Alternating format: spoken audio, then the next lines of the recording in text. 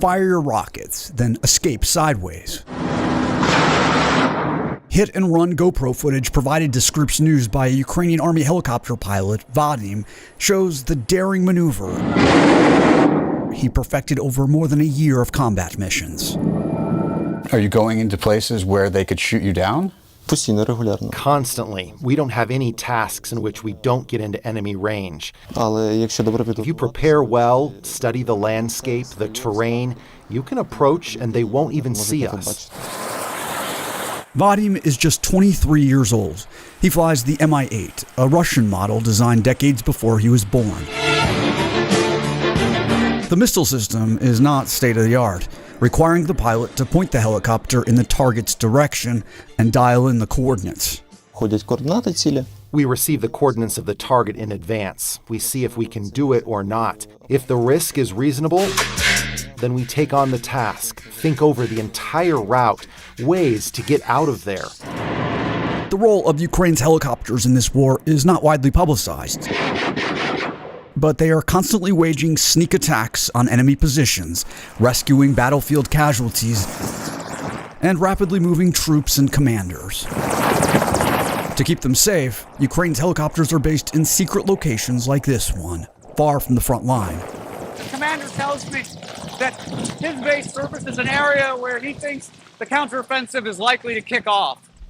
Though far from here, they will reach the battle thanks to auxiliary fuel tanks inside their cargo bays that allow them to fly up to 3.5 hours. The closer the pilots get to enemy positions, the lower they must fly.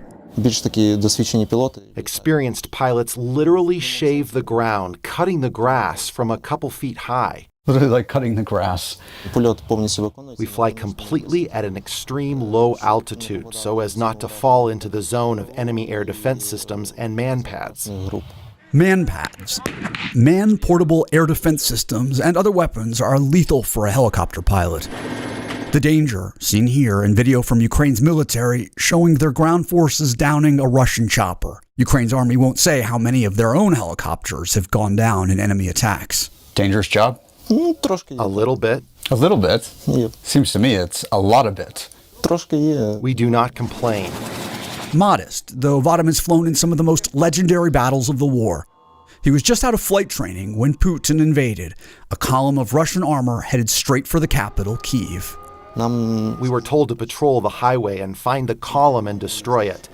An Mi-24 flew as the first helicopter, and we flew in the Mi-8 helicopter behind as the second. We decided to attack the tank because it began to target us, and when we flew up to him, we shot him at close range. Time completely slowed down. I imagined the tank firing, a shell flying into the helicopter, how it exploded. Such stupid thoughts came in my head, but we shot him, and we destroyed the column. He would go on to help in the recapture of Snake Island in the Black Sea.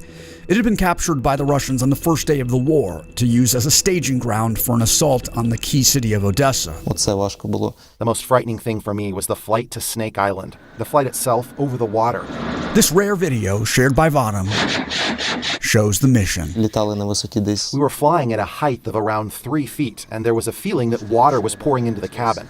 That was scary. After 4 months of such daring and constant strikes, the Russians withdrew from Snake Island. And then there were the secret missions, only revealed much later. Our crew voluntarily decided to fly to Azovstal. The Azovstal steel plant in Mariupol. Ukrainian fighters and civilians trapped, bombed and shelled relentlessly, refusing to surrender. During the 80-day siege, Vadim and a small band of helicopter pilots would fly rescue missions over more than 60 miles of enemy-held territory. In the evening, I had dinner. I was sitting in silence. I called my relatives and I thought, what kind of bull have I agreed to? But what to do? There is no way back. He would record this video from Azovstal while delivering additional soldiers, medicine, and other supplies and evacuating the wounded. 3 helicopters on missions similar to his never made it back, shot down by the Russians. Who worries about you the most? My family, my dad works in our unit, and so every time I flew off, he stood and smoked a cigarette. I think he is the most worried from all because he himself works in this field, and it was the hardest for him. When I came to fly to Azovstal, my dad met me and said, "What are you doing here?" I said, "I'm flying to Mariupol." He said I was a fool. And what was your answer? None. I just turned around and went away. He didn't stop me because he understood that someone needs to do these missions. Have you lost comrades during this war? Yes. Typically, as seen in this video, a comrade recorded a VADIM during training. Ukraine's helicopters fly in pairs. On one mission, he says he flew back to base alone. His comrades in the second chopper shot down. In that circumstance, was it really difficult the next time you got into your helicopter? Absolutely not. It was in the first month of the war. And then there were no thoughts. There was only work, the destruction of the enemy, and our survival. The ultimate test of survival may be just over the horizon, the do-or-die counteroffensive. I am confident in our command at the General Staff. We have a goal to fight for. We are on our land, and we have no other way out. Jason Bellini, Scripps News, at a helicopter base in central Ukraine.